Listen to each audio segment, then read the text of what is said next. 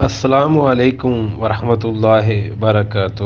مولانا صاحب، کھانا کھاتے ہوئے کچھ لوگ بہت باتیں کرتے ہیں جبکہ کچھ لوگ خاموشی اختیار کرتے ہیں۔ قرآن و سنت کی روشنی میں رہنمائی فرمائیے کہ کھانا کھاتے ہوئے کون سا طریقہ زیادہ بہتر ہے، اور کیا کھانا کھاتے ہوئے بولنا اسلام کی تعلیمات کے خلاف تو نہیں؟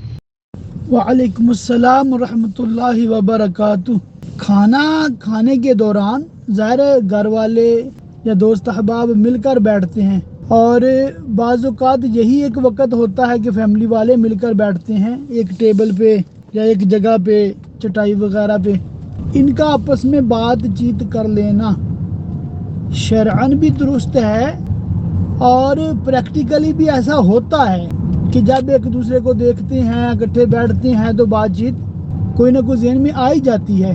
تو شریعت اسلامیہ بالکل اس کی اجازت دیتی ہے۔ ہاں، یہ تو ظاہر سی بات ہے کہ ہر ایک کو صرف جائز گفتگو کرنی چاہیے، اور بہت زیادہ باتیں کرنا یہ پسندیدہ نہیں ہے، مگر اگر کوئی باتیں نہ کرے، خاموشی سے کھائے تو جائز ہے۔